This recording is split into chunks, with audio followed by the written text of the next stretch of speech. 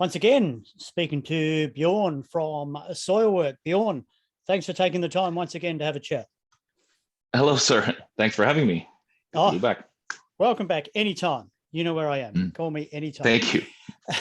Hey, been a while since Övergivenheten came out. Yeah. How did that go for you? Really, really good. I mean, a lot of things happened for us with Övergivenheten, and we definitely picked up and with that album, and it was almost, when we released the Raid Majestic, for example, it's like we're really proud of the album, but it's like it feels like a lot of stuff that we've released the latest years have gone a little bit under the radar, and then when we released Övergivenheten, it was almost like people came out of the woodworks, like friends from back in the day who had never even friends from school days. It's like, oh, this new Övergivenheten, it's fantastic. It's like, what, do you listen to metal at all? It's like, wow. It's like, yeah, I really like that album. So it's like it became really popular and did really well. I don't know, like, of course, because the album's great, but it's also sometimes timing. It's hard to say exactly what it is, but it had the whole package, I guess. And then we did a lot of touring. It was really successful, and man, I'm just really grateful, that we are able to stay relevant in the music scene, and that people are following us, and so it's picking up a lot, ever since Övergivenheten, and so I'm really curious to see what's going to happen with the new album as well, Övergivenheten. Did you finish the tour with the previous album? Were you cut short at all?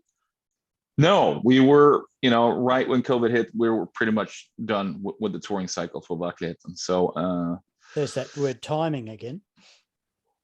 Yeah, timing. Yeah, and I think I think I needed a little bit of a break after that. We were supposed to do some touring with Night Flight as well, but not as much as exactly. Yeah. We were supposed to tour with Night Flight Orchestra as well, but we came 1 week into our European tour, and then it got cut short. So so basically we missed nothing with Soilwork, and we missed everything with Night Flight. But regardless, it was good with a break. At least the first year, Second year of COVID was okay. This is pushing it, But it was good to get some perspective. It's the first time in 20 years I've really stopped and sort of realized what it is we've accomplished. So, yeah. Yeah. So you had plenty of time to work on a new album. Tell us how that evolved, what you did differently, if anything. I mean, you obviously took longer because you had longer. Yeah, because we had fun, yeah. Well, I mean, like you said, we had all the time in the world to create an album, and so we decided to spread out the recording sessions. I mean, I definitely took my time to start, get into songwriting mode again. Like I mentioned before, I needed a break, but David, he was like in a super creative phase, and I was like, well, go ahead, but I won't be able to join you yet. So in the end, I almost had to, like, because it was such a different world, without touring. It's like, I had so much time with the family as well, and then, sort of catch up a little bit, and then I sort of had to, like, force start the engines a little bit when it came to songwriting, and I felt like, wow, what if I lost it, what if I can't go back being that person again. But then once then I wrote a song, the next one followed, and then it's like a lot of beautiful things happen, and so I found a lot of inspiration, but yeah, just having all that time, I guess made a little bit of a difference, and the fact that we could spread out the recording sessions a bit and get some perspective and distance to the songs, instead of trying to cram everything into a 6-week recording and try to stay focused during that whole time. It's almost impossible, I would say, to do that. So this was really healthy for us, and so it was a different way of recording an album, even though we did a little bit like that for Övergivenheten as well, but this was even more sort of spread out. So hopefully we're going to be able to do that in the future as well, for the next album, because I thought it was good. Did you ever write a song think, okay, that's done, go off, come back, a couple of months later and go, oh, hang on, and change things? Did you second guess yourself? Yeah, that happened quite a bit, I would say. And also I think I kind of did that on purpose to, when let's say we had like a long weekend of recording session, and then we maybe recorded 3 songs or something like that. And then I decided to, okay, I'm just going to go home and I'm going to shut that door. I'm not going to ask for any rough mixes, nothing. I'm just like going to basically forget about the songs, and then I'll listen back next time we hit the studio. And so that's what I did. And when I came back, it's like, wow, we recorded this. Like, wow, this is good. No, but I mean, that was a great kick, I thought, because sometimes, you just live and breathe those songs a little bit too much, that you don't get, any distance to them. So you don't even know if it's, that you like it yourself, and that's all that matters in the end. But to get the bigger picture, it's quite hard. So this was really an interesting experiment, and with some of the tracks, we added stuff or took stuff away. So I think, like you mentioned, that did happen as well. Well, the end result.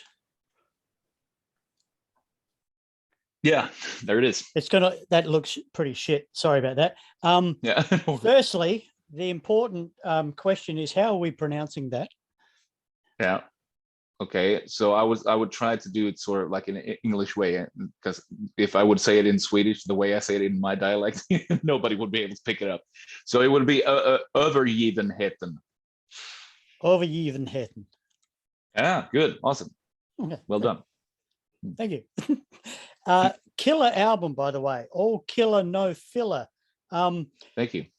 There's some pretty diverse stuff on there. Tell us about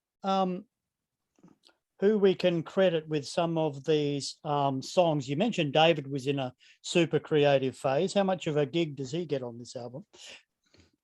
Yeah, basically, me and David has written most of the stuff. Sven has also contributed with 1 song on the album, but David, I guess he wrote a lot of songs. Like I mentioned, he was in this creative phase, like a never-ending creative phase. It never stopped, and it still hasn't stopped. So it just keeps on going. So he came up with a lot of things and a lot of great songs, and his songs were very like different from each other, and I think the album is very, very diverse, I would say, but I think in a good way. It's a lot of dynamics, and I think it's fun to be sort of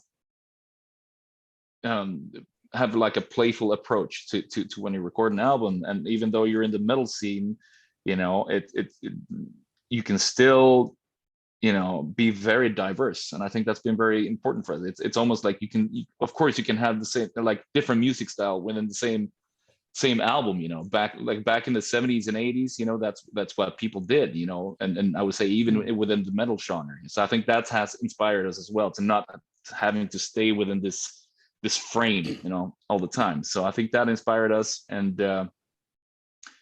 And yeah, when I wrote my songs, I feel like I've really been able to express my emotions, especially through the melodies on the songs that I've written, and also through David's songs. After all, it's like, it doesn't matter who wrote the songs in the end. It's Soilwork, and it needs to make sense. And I think we really managed to tie everything up in the end, and create like a unit, even though it's quite diverse. But I think there's probably some of our most epic melodies to date, I would say. Really timeless stuff, I would say. I agree. Thank you. Now we're seeing light at the end of the tunnel. We're seeing gigs. We're seeing festivals. Yeah. We're back, baby. We're back. Tell us what you guys have been doing. Well, we started doing some festivals this spring, and it was great. It was a great return for sure, And at first, when you went on stage, like, oh, what is this? Who am I? But after a couple of songs, yeah, exactly. But it felt quite natural after a while, and now it just feels like the COVID years never happened, and so let's just hope things stay this way and that we don't have to have. I mean, in Sweden, we never really had a lockdown, so it didn't affect us that much. Some other countries had it really bad, so let's just hope things are going to stay this way and that we're going to be able to come down under as well. It's everything is confirmed, so let's hope it's knock knock. Yeah, we're ready, baby. Yeah. I've just drawn a complete blank. When's that album coming out? August 19th. August 19th, that's right. And I think, is there, I think that's a worldwide release date, I guess. I'm just, yes, August 19, righto. How did those, can you expand any more on those festivals? There were some, where were they? You mentioned off air, you mentioned the one in Finland. Yeah, we just came back from Finland this week, and we did both Night Flight Orchestra and Soilwork. Not the same day though, but the same festival, Tuska Festival in Finland. Really, really good times. Watched Merciful Fate as well. That was awesome. So we've been doing festivals just about every week, and we've been to Germany. We've been actually twice to Finland. And we've been to Norway, and we got Sweden coming up in 2 weeks, having a little bit of a break now, but it's been really, really good. Have you been playing any gigs non-festival, like your own headlining gigs anywhere around the place? No, not yet. You're saving that for when the album comes out? Yeah, exactly. I mean, sometimes during the summer we usually do just festivals. Sometimes we tie together the weekends and do some club shows in between.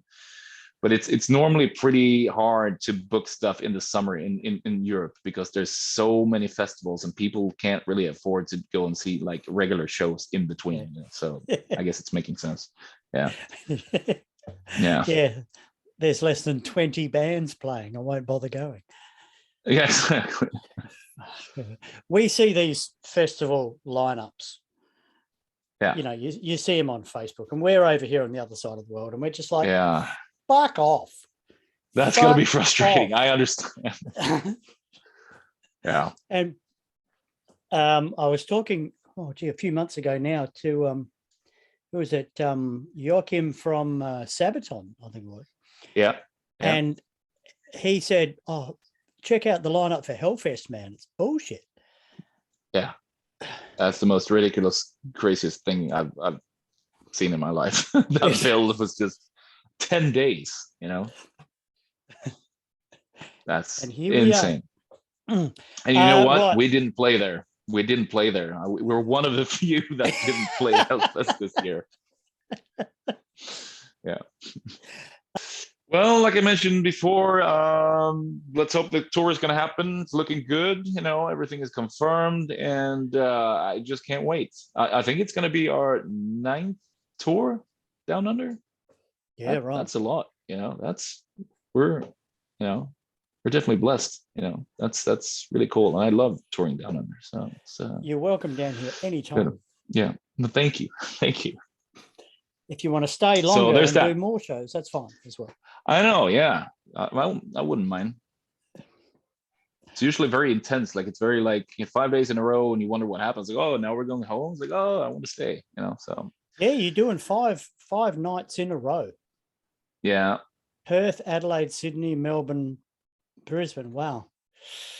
That's got to take it out of you, man. How do you go living out of a suitcase? When I went to the US a few years ago with my wife, and we went on holiday, I said to her, we only went to 4 different cities. Yeah. 5 really, in 4 weeks. And I said to her a number of times, how do these bands do it? In and out of a suitcase, or living out of a suitcase, city, different country, whatever. Yeah. How do you go?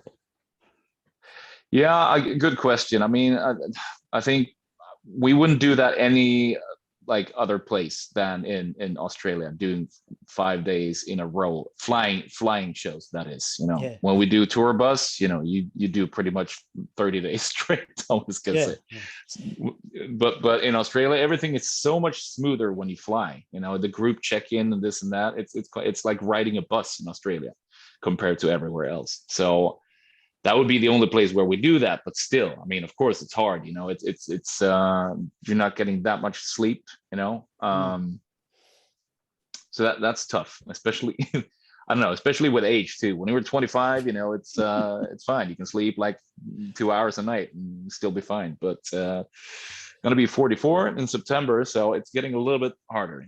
So but we do it all for Australia. It usually works out. So hey, one thing I get everyone to do, if you wouldn't mind, give us a horns right up close in the camera. Right. Excellent. There. Because it's important to be heavy metal about it. Absolutely. 100%. Hey, Björn, thanks so much for having a chat with me. Thank you. Best of luck with the new album, which is out August 19. You're here towards the end of the year in the first week of November, playing all around the country, coming to Adelaide. Looking forward to it. Thanks for chatting to me. Best of luck, and we'll see you at the end of the year. Absolutely. Thank you so much. Take care. See you soon.